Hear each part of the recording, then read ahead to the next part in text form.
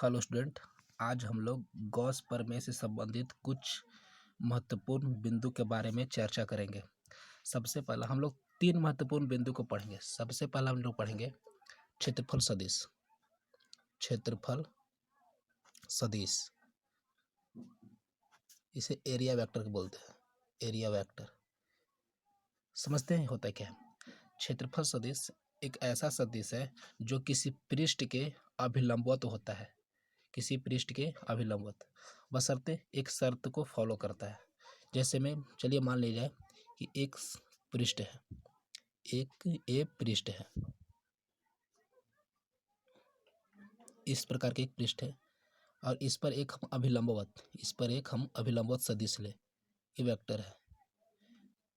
ये अभी संपूर्ण क्षेत्रफल सदिश नहीं होगा, इस पे एक पॉइंट को फॉलो करना होगा। जिससे चलिए मान लिया कि इस क्षेत्रफल का जो पृष्ठ है इसका क्षेत्रफल कुछ ए है, इसका क्षेत्रफल भी कुछ ए है, तो इसका जो इकाई होगा, इसका परिमाण होगा, परिमाण वो भी ए यूनिट होना चाहिए, ए यूनिट होना चाहिए। यानी क्या, एक सिंपल सा परिभाषा दे सकते हैं कि किसी पृष्ठ के अभिलंबवत वैसा सदिश, किसी पृष्ठ के अभिलंबवत वैसा सदिश जिसका परिमाण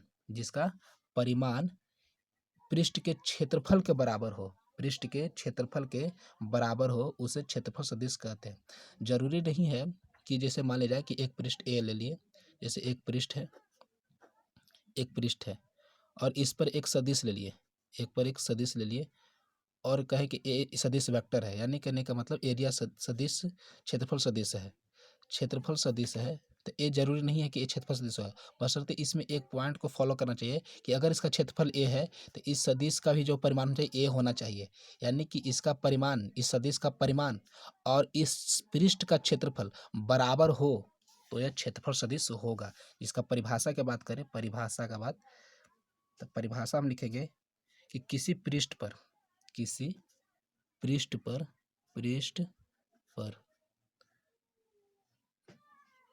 वैसा सदिश जिसका परिमाण पृष्ठ के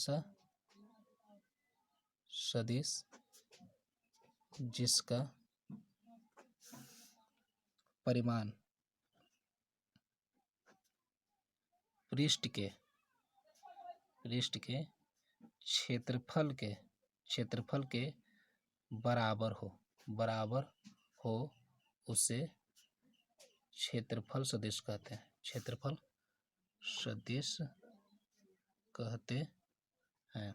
ये पहला होगा, यानी किसी पृष्ठ पर वैसा सदिश जिसका परिमाण पृष्ठ के क्षेत्रफल के बराबर हो उसे क्षेत्रफल सदिश कहते हैं। इस तरह से ले सकते हैं कि एक पृष्ठ हम ड्रॉ कर रहे हैं और इस पर एक सदिश लिए, जैसे मान लीजिए कि इसका क्षेत्रफल ए है, इसका क्षेत्रफल पूरा क्या है, तो इसका जो परिमाण होना चाहिए ए होना चाहिए, इसका जो परिमाण होना चाहिए क्या होना चाहिए, ए होना चाहिए। और जब ये दोनों बराबर हो जाए, ये दोनों जो क्या हो जाए, बराबर, ये दोनों बराबर हो जाए तो ये क्षेत्रफल सदिश कहलाएगा।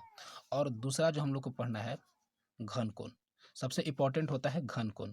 घन कोण समझिएगा, सॉलिड एंगल, इसको बोलते हैं सॉलिड एंगल समझते हैं।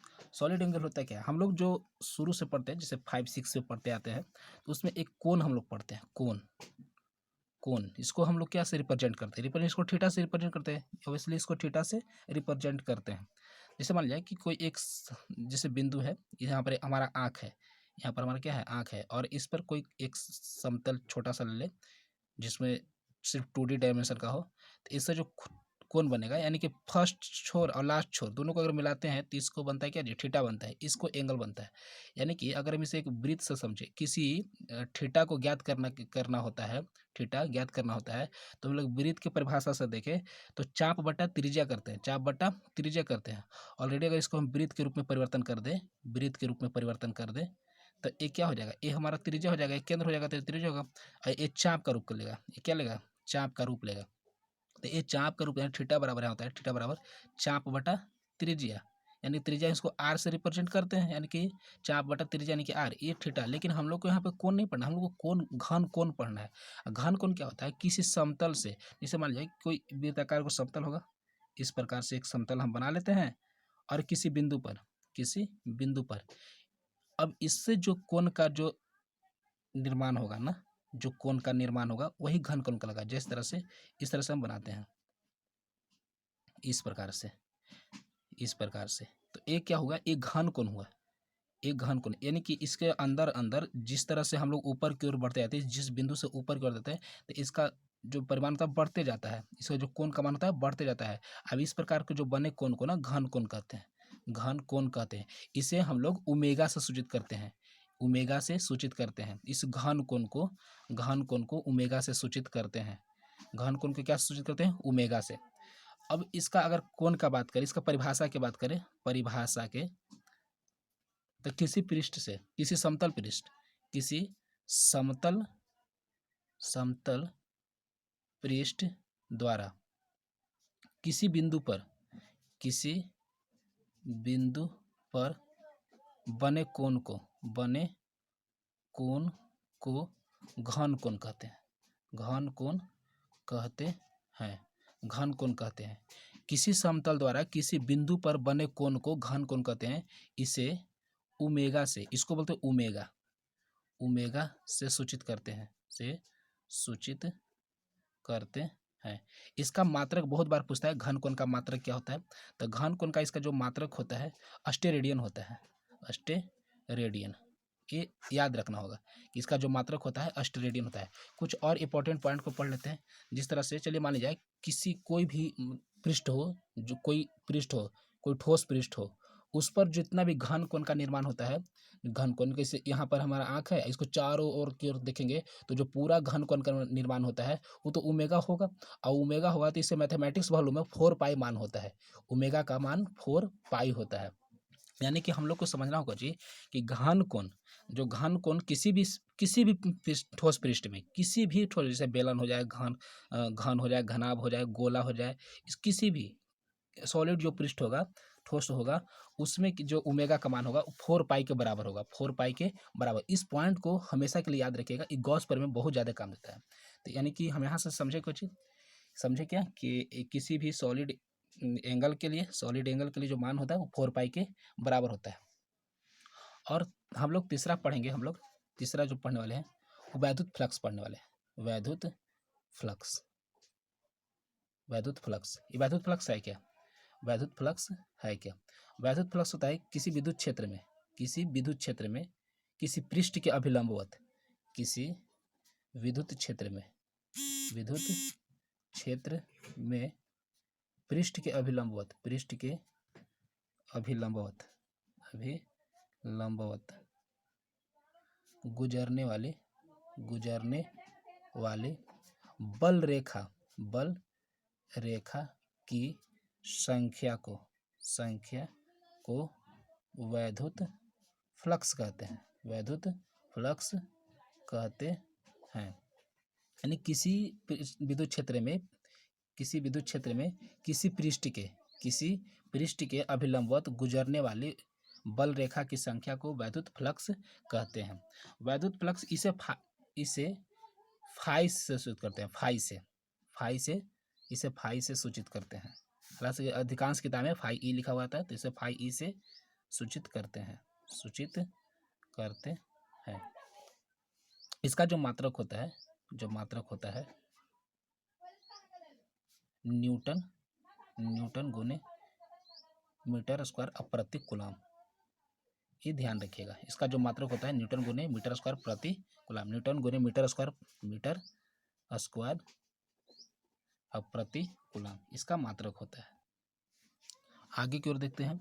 जैसे मान लीजिए कि ये बल रेखा है, ये बल रेखा है, कुछ हम बल रेखाओं को ड्रॉ करते हैं और एक पृष्ठ लेते हैं, एक पृष्ठ लेते हैं और इस पृष्ठ के अभिलंबवत, जैसे मान लीजिए कि इस तरह से,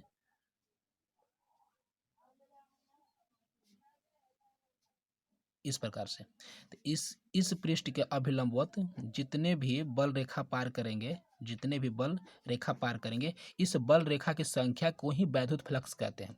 क्या कहते हैं, वैद्युत फ्लक्स कहते हैं। वैद्युत फ्लक्स होता कुछ भी नहीं, मतलब इस बल रेखा की संख्या ही है, बल रेखा की संख्या नहीं, बशर्ते एक शर्त को फॉलो कर रहा है कि जो किसी पृष्ठ के अभिलंबवत क्रॉस करेगा, अभिलंबवत यानी कि एकदम 90 डिग्री के होते हुए एक अभिलंबवत क्रॉस करेगा, तो इसे क्या कहेंगे हम लोग, वैद्युत फ्लक्स, वैद्युत फ्लक्स। अब यहाँ से अगर सूत्र की बात करें, यहाँ से एक मतलब कि थ्योरेटिकल सूत्र को हम डेवलप कर सकते हैं कि फाई का मान क्या होता है। जैसे मान लिया कि वैद्युत फ्लक्स किन किन बातों पर निर्भर कर सकता है, किन किन बातों पर निर्भर करता है। जो वैद्युत फ्लक्स है ई, अगर सोचिए ये जो वैद्युत फ्लक्स निकलता कहाँ से, जहाँ पर तीव्रता होता है, किसी जितनी ज़्यादा तीव्रता होगा उतनी ज़्यादा वैद्युत फ्लक्स निकलेगा, यानी कि बल रेखा निकलेगा। जितनी ज़्यादा तीव्रता होगा उतने ज़्यादा क्या होगा, वैद्युत विद्युत बल रेखा निकलेगी। और जितनी ज़्यादा वैद्युत बल रेखा निकलेगी उतने पृष्ठ से ज़्यादा क्रॉस करेगा। यानी कि जो फाई ई है, जो फाई ई है, ये को तीव्रता पर डिपेंड कर रहा है, तीव्रता पर डिपेंड कर रहा है। और दूसरा क्या कर रहा है, इसका अगर इस पृष्ठ की बात करें, इस पृष्ठ के, तो एक छोटा पृष्ठ लेंगे तो इससे कम बल रेखा पार करेगी। अगर एक छोटा ड्रॉ करें, एक छोटा पृष्ठ पार करें, तो इससे क्या होगा, एक छोटा पृष्ठ अगर हम ड्रॉ करें तो इससे कम बल रेखा पार करेगी। और जितने बड़ा करेंगे, जितने बड़ा पृष्ठ हम ड्रॉ करेंगे उतने ज़्यादा बल रेखा, यानी कि जो फाई ई है ये क्या कर रहा है, एरिया पर भी डिपेंड कर रहा है, कि पृष्ठ के एरिया पर भी डिपेंड कर रहा है। और समझिए इस पृष्ठ को धीरे धीरे धीरे धीरे क्या करेंगे, हम झुकाएंगे।